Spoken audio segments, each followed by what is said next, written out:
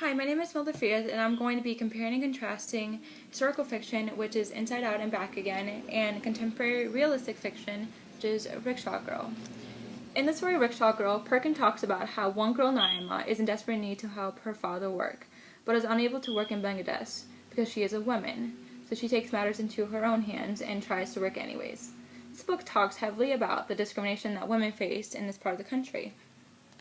The story also has won a bunch of awards.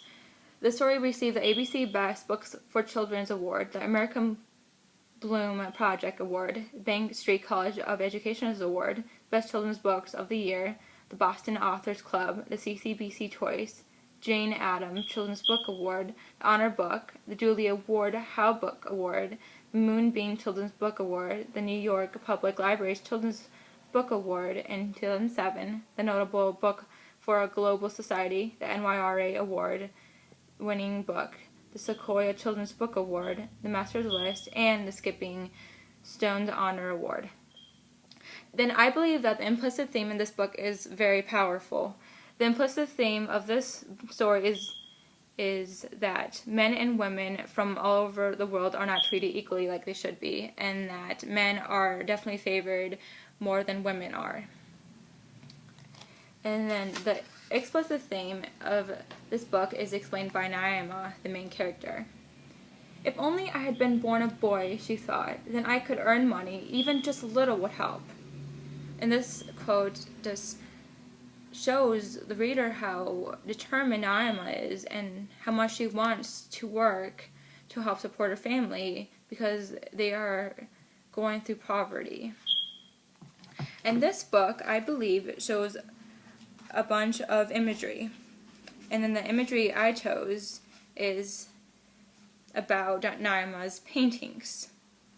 Naima dashed her brush into the paint. She started a border of small circles that would go all the way around the big stone rectangle. In this quote, you can almost see what Naima is painting without having to look at the pictures. And this book also shows some simile.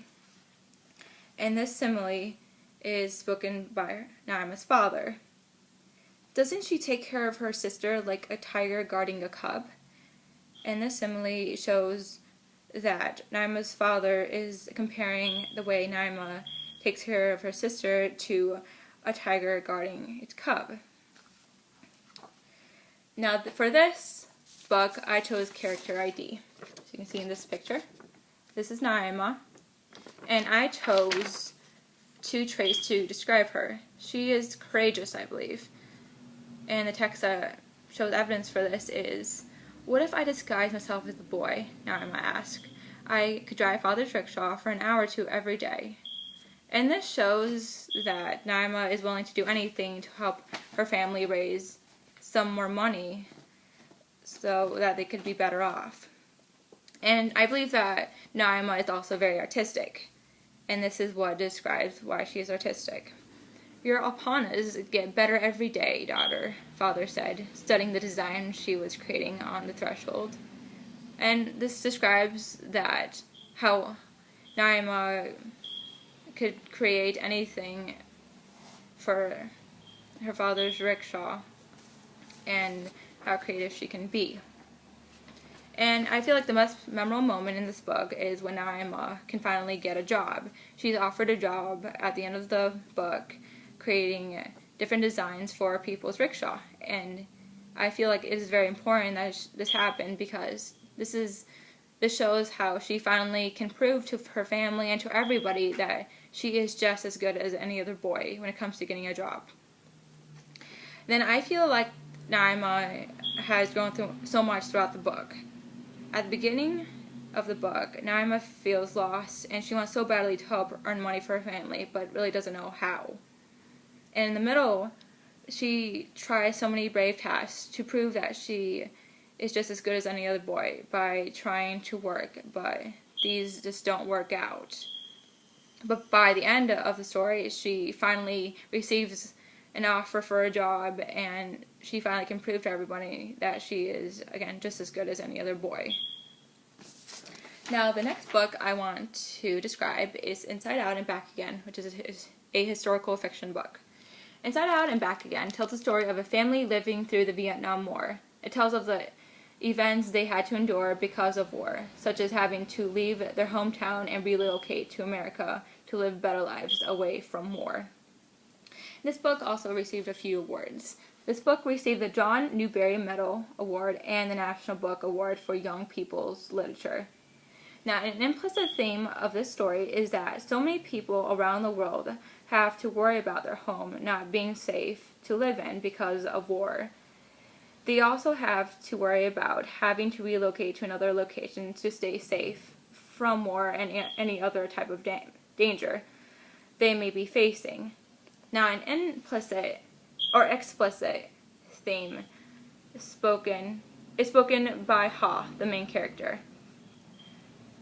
The explicit theme is, but when we keep talking about how close the communists have gone to Saigon, how much prices have gone up since America soldiers have left, how many distant bombs have been set off. So this quote describes kind of what's going on in Saigon and what everyone is facing pretty much every day of their lives, and the worry about communists coming to their country. And I believe that this book contained some imagery. And some imagery I found is this, and this is spoken by Ha, the first character.